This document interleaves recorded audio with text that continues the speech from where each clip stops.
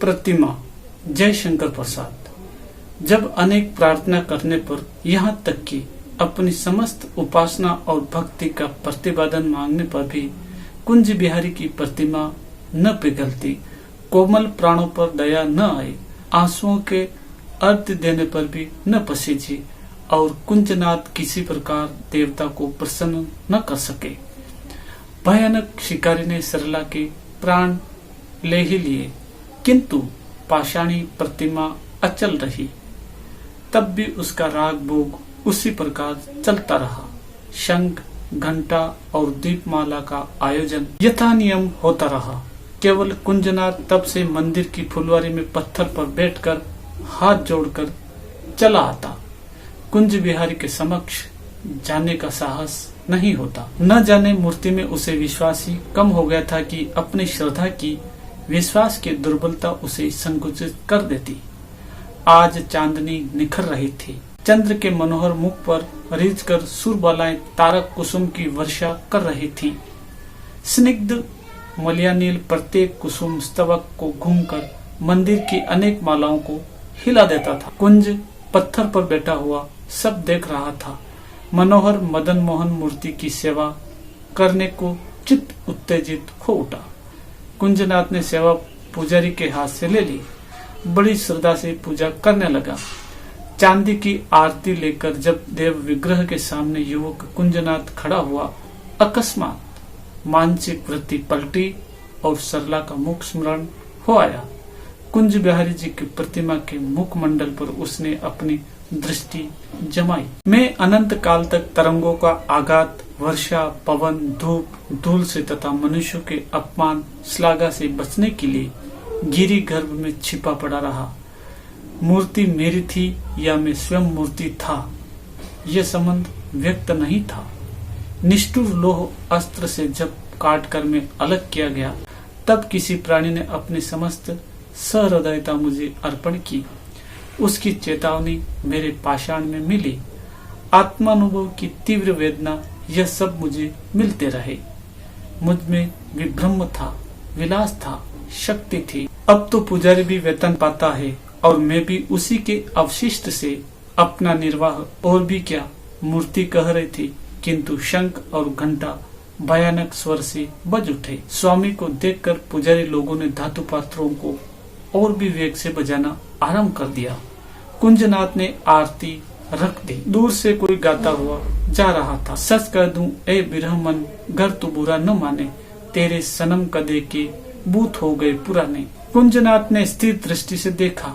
मूर्ति में वो सौंदर्य नहीं, वो भक्ति स्फुरित करने वाली कांति नहीं, वो ललित भाव लहरी का आविर्भाव, तिरुभाव मुखमंडल से जाने कहाँ चला गया। देरी छोड़कर कुंजनाथ चला आया। प्रणाम भी नहीं कर सका। कहाँ जाती है माँ? आज शिव जी की पूजा नहीं की। बेटी, तुझे कल रात से ज्वर था, फिर इस समय जाकर क्या नदी में स्नान करेगी? हाँ, मैं बिना पूजा किए जल न पीऊंगी। रजनी, तू बड़ी हठीली होती जा रही है। धर्म की ऐसी कड़ी आज्ञा नहीं है कि वो स्वास्थ्य को नष्ट करके पालन की जाए। माँ, मेरे गले से जल न उतरेगा। एक बार वहाँ तक जाऊंगी। तू क्यों इतनी तपस्या कर रही है? तू क्यों पड़ी पड़ी रोया करती है? तेरे लिए, और मैं भी पूजा करती हूँ तेरे लिए कि तेरा रोना छूट जाए। इतना कहकर कलसी लेकर रजनी चल पड़ी। वट वृक्ष के नीचे उसी की जड़ में पत्थर का छोटा सा जीर्ण मंदिर है। उसी में शिव मूर्ति है। वट की जटा से लटकता हुआ मिट्टी का बर्तन अपने छिद्र से जल बिंदु गिराकर जानवी और जटा की कल्पना को सार्थक कर रहा है। बैसाख के कोमल वेल व दल उस श्यामल मूर्ति पर लिपटे हैं। गोधूली का समय, शीतल वाहिनी सरिता में स्नान करके रजनी ने दीपक जलाकर आंचल की ओट में छिपाकर उसी मूर्ति के सामने लाकर धर दिया। भक्ति भाव से हाथ जोड़कर बैठ गई और करुणा, प्रेम तथा भक्ति से भगवान को प्रसन्न करने लगी। संध्या की मलिनता दीपक के प्रकाश में सचमुच वह पत्थर की मूर्ति मांसल हो गई। प्रतिमा में सजीवता आ गई। दीपक की लौ जब पवन से हिलती थी, तब विदित होता था कि प्रतिमा प्रसन्न होकर झूमने लगी है। एकांत में भक्त भगवान को प्रसन्न करने लगा। अंतरात्मा के मिलन से उस जड़ प्रतिमा को आर्द्र बना डाला। रजनी ने विधवा माता की विकलता की पुष्पांजलि बनाकर देवता के चरणों में डाल दी। बेले का फूल और विल्व दल संध्य पवन से हिलकर प्रतिमा से खिसक कर गिर पड़ा। रजनी ने कामना पूर्ण होने का संकेत पाया। प्रणाम करके कलसी उठाकर गांव की झोंपड़ी की ओर अग्रसर हुई। मनुष्य इतना पतित कभी न होता यदि समाज उसे न बना देता। मैं अब इस कंकाल समाज से कोई भी संबंध न रखूंगा। जिसके साथ स्नेह करो वही कपट रखता है, जिसे अपना समझो वही कतरनी लिए रहता है। ओह, हम विद्वेष करके इतने क्रूर बना दिए गए हैं। हमें लोगों ने बुरा बना दिया है। अपने स्वार्थ के लिए हम कदापि इतने दुष्ट नहीं हो सकते थे।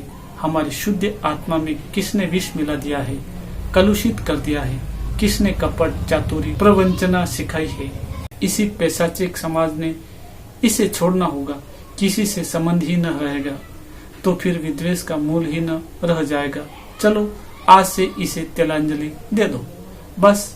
युवक कुंजनाथ आम्र कानन के कोने पर से संध्या के आकाश को देखते हुए कह रहा था। लता की आड़ से निकलती हुई रजनी ने कहा, हैं, किसे छोड़ते हो? कुंजनाथ ने घूम कर देखा कि उनकी स्वर्गीय स्त्री की भगिनी रजनी कलसी लिए आ रही है। कुंजनाथ की भावना प्रबल हो उठी। आज बहुत दिनों पर रजनी दिखाई पड़ी है। दरिद्रदा सास को कुंजनाथ बड़ी अनादर की दृष्टि से देखते थे। उससे कभी मिलना भी अपनी प्रतिष्ठा के विरुद्ध समझते थे। जब से सरला का देहांत हुआ तब से और भी दरिद्र कन्या से ब्याह करके उन्हें समाज में सिर नीचा करना पड़ा था। इस पाप का फल रजनी की माँ को बिना दिए, बिना प्रतिशोध लिए कुंजनाथ को चैन नहीं। रजनी जब बालिका थी कई बार बहन के पास बैठकर कुंजनाथ से सरल विनोद कर चुकी थी। आज उसके मन में उस बालिका सुलभ चांचल्य का उदय हो गया। वह बोल उठी, कुंज बाबू, किसे छोड़ना चाहते हो?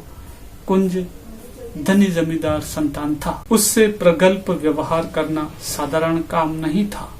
कोई दूसरा समय होता तो कुंजनाथ बिगड़ उठता, पर 2 दिन से उसके हृदय में बड़ी करुणा है। अतः क्रोध को अवकाश नहीं। हंसकर पूछा, कहाँ से आती हो रजनी? रजनी ने कहा, शिव पूजन करके आ रही हूँ। कुंज ने पूछा, तुम्हारे शिव जी कहाँ है? रजनी, यही नदी के किनारे। कुंज, मैं भी देखूंगा। रजनी, चलिए। दोनों नदी की ओर चले। युवक ने देखा भग्न मंदिर का नग्न देवता न तो वस्त्र है, न अलंकार, न चांदी के पात्र हैं, न जवाहरात की चमक। केवल श्यामल मूर्ति पर हरे हरे बिल्व दल और छोटा सा दीपक का प्रकाश। कुंजनाथ को भक्ति का उद्वेग था। देव मूर्ति के सामने उसने झुककर प्रणाम किया।